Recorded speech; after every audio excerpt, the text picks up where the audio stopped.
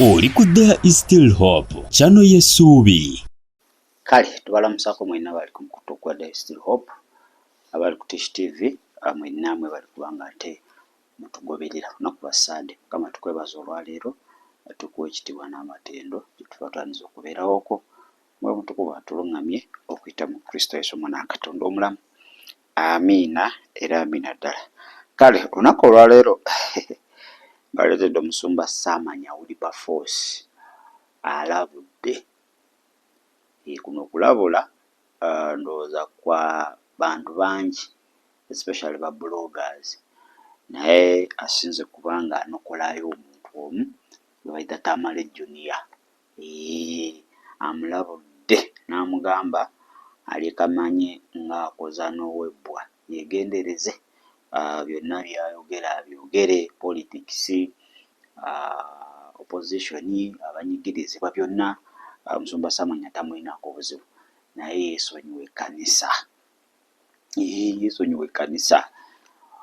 Kivudde ku waliwo ebigenda mu maaso by the way, etteeka lye baagala oleeta erya air pollution, simanyi environment pollution, nti ekkanisa zikuba nnyo kerere, ekkanisa ziwogana nnyo, baagala kubanga ate balimitinga.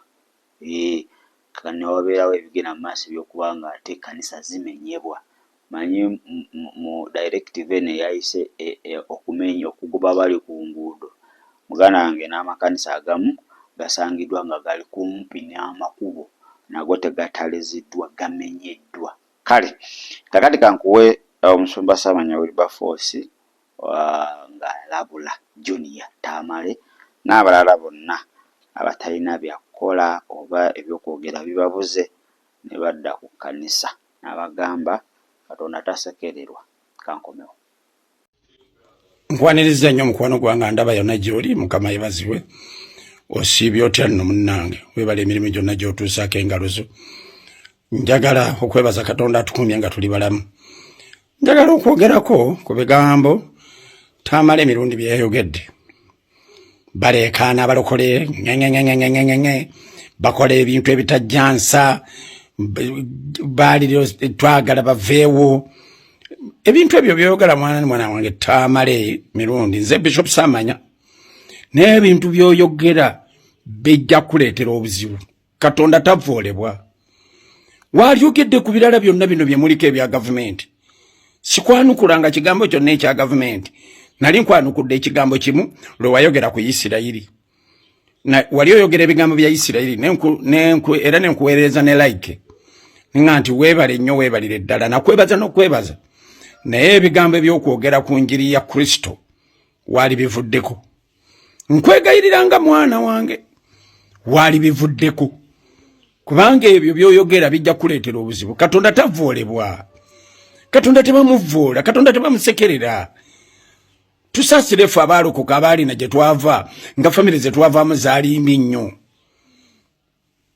Famire zaali z'abasamize. Mukama n'atulokola ntufuuka abantu. Ate mu kufuuka abantu Mukama n'atuwa ekisa, twogera n'abantu. Twogera n'abantu ab'ebbeeyi. Kati nze Saamanya neebaza Mukama ampadde ekisa. Mukama yampadde ekisa yekka. Kati bw'ovvoola Katonda bw'otyo, mwana wange nyumya emboozi y'endala y'ebyobufuzi. Eyo sijja kugaana. Yogera ku byammwe ebyaki byonna ebyo by'okuwemula mugende mu maaso kubanga tonnalokoka. Naye eky'okuvvoola erinnya lya Kristo, mwana wange Tamale emirundi biveeko. Ate si Tamale emirundi yekka. Nze sitera nnyo okuvaayo kwogera kintu kitajjansa. Naye abantu abayimuse ku Kristo Yesu mwegendereze. Nze kambawo ebyokulabirako. Twalina omusajja yavuma ekkanisa n'agivuma, bamuyitanga Christopher. Christopher ye yasooka n'ayogera ku balokole n'abavuma nnyo ne batumanga abantu ne batuleeteranga kondomu we twali tusabira awo ekibuyedda mu kinaana eyo. Kakati twali tusabaawo ne bakola ebikolobero ne bagamba ekkanisa bagiwere. Omusajja tetwamanya ne gye yalaga oba pulezidenti yamuteekanawa. Ne wabaawo abantu bangi nnyo abazanyidde ku kkanisa. Ekkanisa tezanyirwako, ekkanisa temugiyita kinaabiro. ebirala byonna tubizanyirako naye Katonda tamanyirwa. Katonda tamanyirwa. Katonda yatonda eggulu n'ensi. Omuntu wayogerera Matayo 28:18 naga mpereddwa obuyinza bwonna ku nsi ne mu ggulu. Abafilipi essula 2:10 atugambye buli vvivi lyonna lifukamirire ng'erinnya lya Mukama waffe Yesu. Abefeso 6:10 ekyenkomerero mubenga n'amaanyi mu Mukama waffe ne mu buyinza obw'amaanyi ge. Mutwalenga ebyokulwanyisa byonna eby'obwa Katonda mulyoke muyinzenga okuyimirira enkwezi z'omulabe Setaani, kubanga mmwe temumeggana mbiri na musaayi ne mmeggana n'ab'amasaza n'emyoyo emibi. Let me tell you the truth. Mutabani wange nkwegayirira nze ne bonziramu ng'onzivoola doesn't matter. Abalokole mulayikinge gundi eno mugilayikinge, kubanga kino kyendese kitukwatako ffenna. Naddala mu abalokole muve mu kuliisa empiso lumonde. Omuntu yenna n'azanyira ku kanisa, azanyira ku kanisa. Gwogirabanga ebintu eby'okuzannya, n'ogirabanga ebintu eby'okuzannya, bantu basaba, bantu bayimba, bantu batendereza, bantu basinza, abantu boogera, naye ekiri emabega w'ekintu ekyo tokizannyisa. Tubirabyeko entalo zino ezo. Museveni yagenda okuwangula olutalo yali Katonda, kubanga Museveni yalwana olutalo. Nze nali nkyali n'amaanyi, nakulabira olutalo luno bwe lwaliwo. Ekyawamba Museveni awangule okuwamba Uganda kuzanyira ku kanisa. Obote yagenda n'agamba batte Abanalwanda bonna, Abanalwanda bonna babatte, kubanga baleeta eddiini eddiini eyo gye tutategeera. Obote yazanyira ku kanisa, tomanyi Obote ne gye yayita. Abamu muzanya n'okuzanya. Amini yayogera ku kanisa n'agamba ezo kanisa zonna ziveewo. Ffe twagala eddiini emu yokka mu Uganda yaba Isiraamu. Naye Katonda yayimirira n'agamba nedda ekiba kibe. Ekkanisa eba kanisa. Mwanange Tamale va ku kanisa. Ate si Tamale yekka. Mmwe n'abazanyira ku kanisa ya Kristo mugiveeko. Mukole ebirala byonna ebyammwe byonna mubikole. Naye kanisa kintu kikulu nnyo. Ekintu ekyo kikulu. Nakigambako omusajja omu eyali minisita wano mu Uganda. Ne mugamba ssebe kanisa giveeko, kola bibyo. Kanisa giveeko. Aliriddawa mu nsi wano. Aliriddawa. Mukama teyamuggyaawo. Gwe Katonda gw'ozannyirako ebyo byonna by'oyogera Katonda yabikuwa. Neno ga kanisa temule makolo batulekanira. Gwe ovume kanisa gwe Tamale gwe. Tamale gwe ovume kanisa gwe. Zanya nno ne Katonda. Ojja kufuna emiggo gy'otamanyi gye giva. Oyinza okufunira awo accident. Kwanza enjogera ne mugamba nti sikukolimidde, naye oyinza okufuna accident lwa kuzanyira ku Kristo. Wena ne bakujjamu nga weefunyiza nga tebakyakutegeera. Kuzanyira Katonda, Katonda tamanyirwa, ate Katonda tasekererwa. Kubanga n'ogwo omuka gw'osayi yagukuwa. Ennyindo gy'olina eyo Katonda yagikuwa. Amaaso g'olina ago amalungi Katonda ye yagakuwa. Nereka kuzanyira Katonda. Nkuwoninze mwana wange, leka kuzanyira Katonda. Zanyira ku bintu ebirala byonna by'omanyi mu nsi. Ebyo bizanyireko. Mukama abampeera omukisa. Nze Bishop Samanya. Kale oyo abadde Musumba Samanya Oliver Force ng'alabula. By the way, Samanya kyayogeddeko kituufu.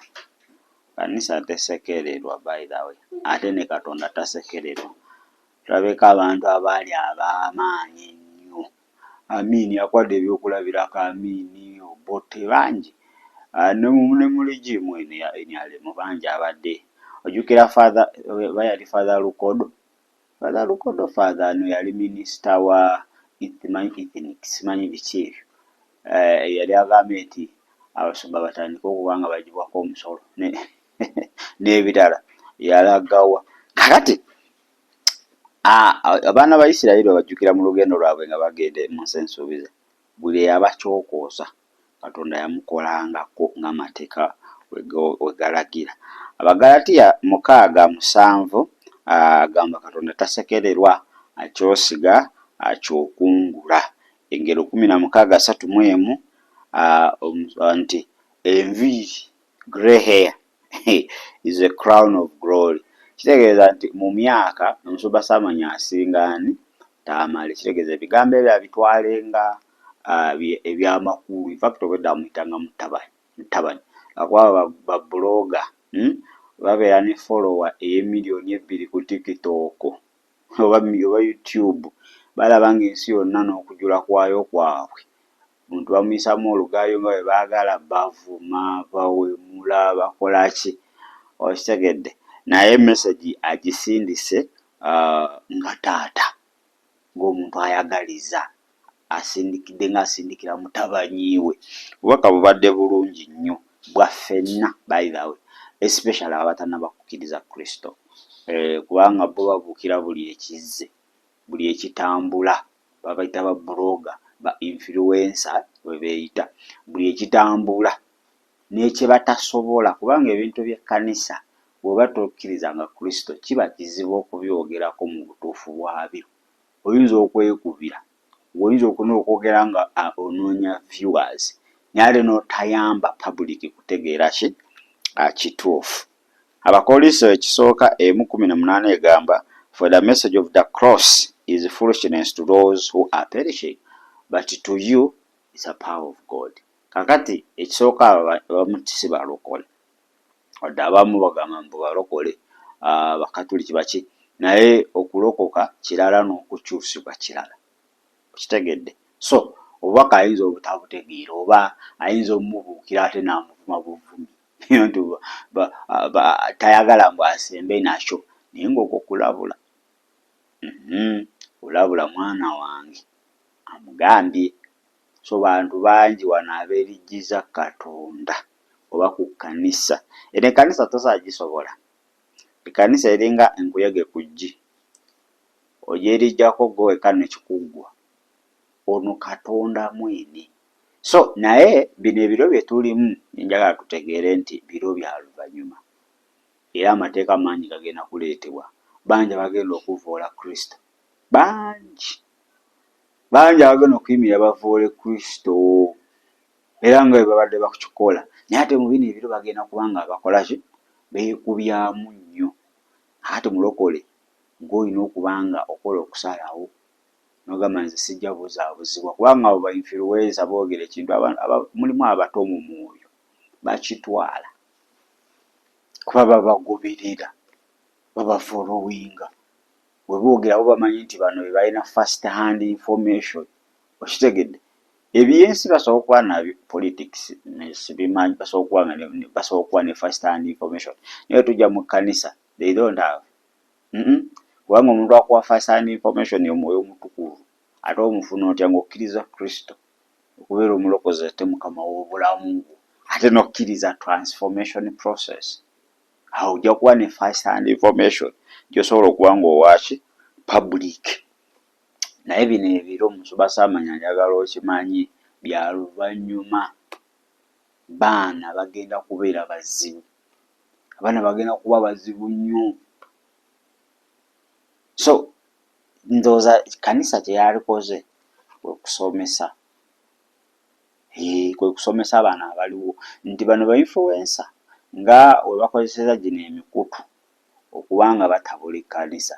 Kale ate kizibu nti ffe Sitaani agenza n'atusiruwaliza ddala nti social media za Sitaani abamu we babagamba. WhatsApp ya Sitaani, TikTok naddala TikTok bakugamba ya Sitaani.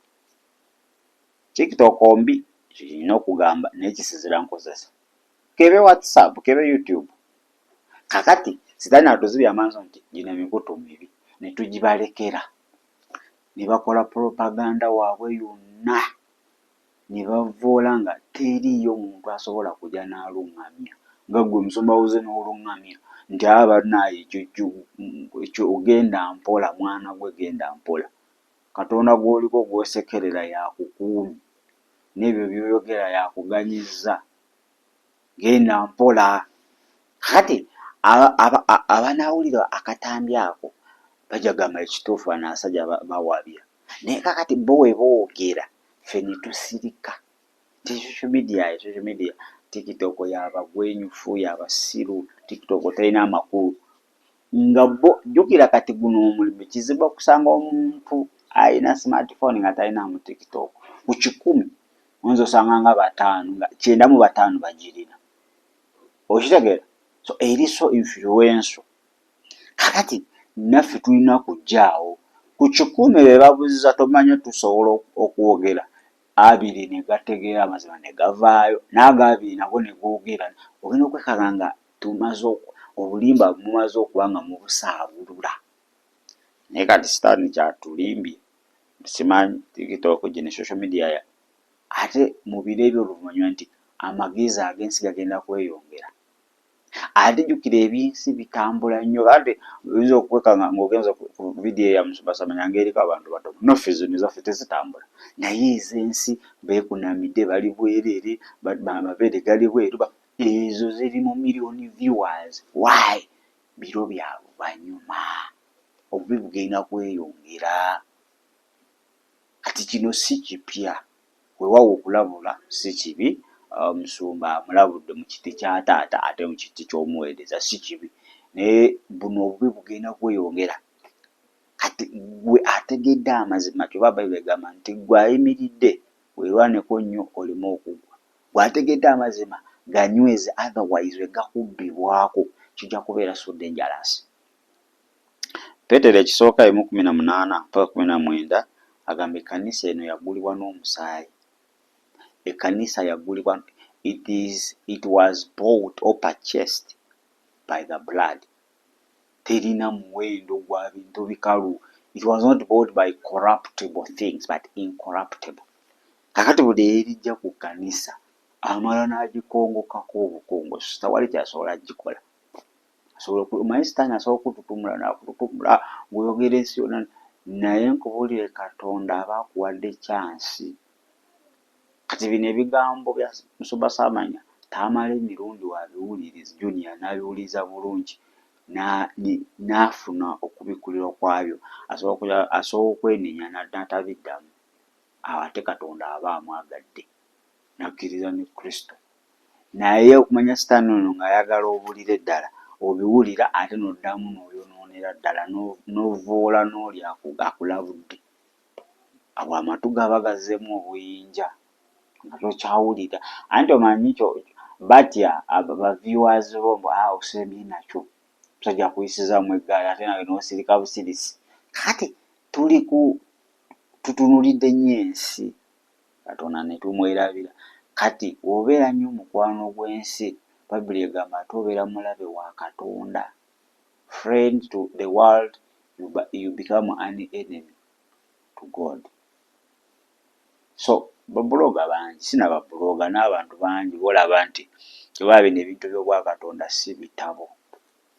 Kubanga omuntu ajja n'ayogera nga alina PhD, alina masters, okitegedde alina ekitiibwa, mukulu mu gavumenti, naye nga gwali eri mu kyalo bambi wakoma mu P3 n'okuwandiika erinnya lyo kizibu n'olabya ddala nga byayogera bifu tebiri nayo. Kale obwakabaka bwa Katonda ate bwo bwanjawulo. Ndi akwata ebisirusiru n'abiwa amagezi okuswaza abagezi b'ensi. Kati kiba nti baprofesa be bali badde balungamye ekkanisa, baprofesa, abaminisita baani, naye tekisoboka. Why? Tebabitegeera. Bino byakubikulirwa, bino si bya blackboard. Kiba nti buli muntu abitaputa nga waayagala. Abateekamu amagezi ag'ebitabo babitaputa we batyo. Bagenda okukomekeza nga bibogedde tebikwatagana. Naye bekikwatako. Okumenya si kibi kubanga development is good. Teri alwanyisa development era tugyagala. Naye kati ngeze ekkanisa mubagaye muggyemu ebintu. At least naye bano abasajja abavuga weetiiye kasita batuuka tobanyumiza. Bo bayuwa buyi oba basanze mu mizinda oba mulimu abasaba bo tobanyumiza. They are heartless. Naye gwe lirinda akaaba ababikola nga tebalinamu omutima gwa Katonda. They are going to cry. They are going to regret. So no makanisa mangi gamenyeddwa by the way, which is not good. Kibi nnyo naye tusaba Mukama ndowooza gyaba the Lord will allocate them kubanga ye Katonda yatonda eggulu n'ensi, ensi n'okujula kwayo kwa Mukama. Ajja bbawa tandika omulimu omwesigwa, ajja gukomekkereza mu Kristo Yesu omwana wa Katonda omulamu. So mmwe mwenna abakwasiza amateeka mubeeremu ak'obuntu ate mubeeremu n'okwagala n'okutya Katonda. Kubanga osanga omuntu aga kale kanzijemu ebintu byange oli n'agaana nokamba kakati okwonoona firigi olinoona ebintu byolinoona kyaki emizindalo nogyonoona, what do you gain? Okay, mwabawa notice balemeddewo manyi ati nawe obimanyi embeera talina waagenda genda awo abadde ajja sukaali otegedde talemerawo nti lwakuba alina emputtu wabula talina gy'alaga awo amaaso ge gonna gali awo, naye waaba akugambye kanzijemu ebintu byange mukkirize, that's very simple, mugambe jamu. So si kirungi nnyo, naye ebyo byonna bimulaba biro bya luvannyuma baganda bange. So mwe mwenna abavoola kanisa, abavoola Kristo, mwe kanisa ebawoganira, nze ate bansesa nga amabaala babeera mu mabaala abo boolaba paka saa 10 naye nga ekkerere eri muli naye tewali we bakuba complaining-irako.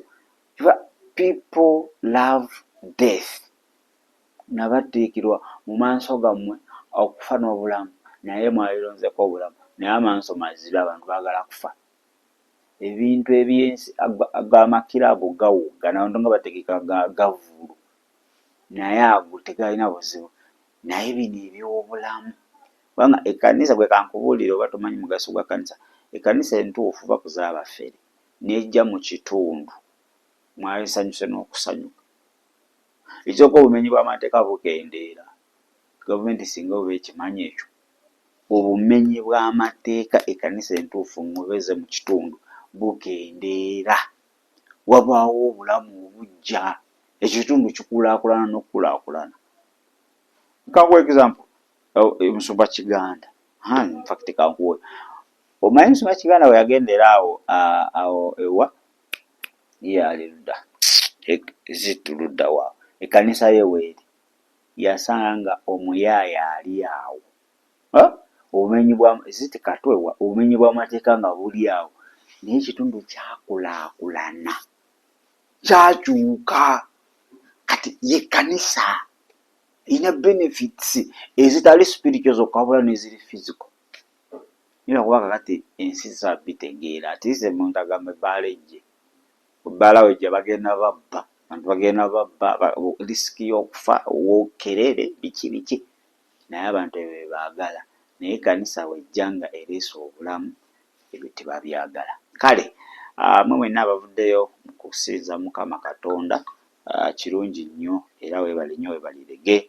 Bayibuli egamba tetulekeranga kuŋŋaana ng'abaasooka, osoma Abaebbulaniya, nammwe abali mu kweteekateeka okuba nga ate mugenda okuba nga musinza omutonzi Kibumba Namugereka alisodde n'oyo abakulembere bulungi nga mugenda ate n'okudda. Kale kambaagalize amakya malungi, olunaku olungi, akawungeezi akalungi, nammwe abagenza okwebaka abagirabye ekiro tubaagaliza ekiro ekirungi. Beere bulungi ate era mweraba.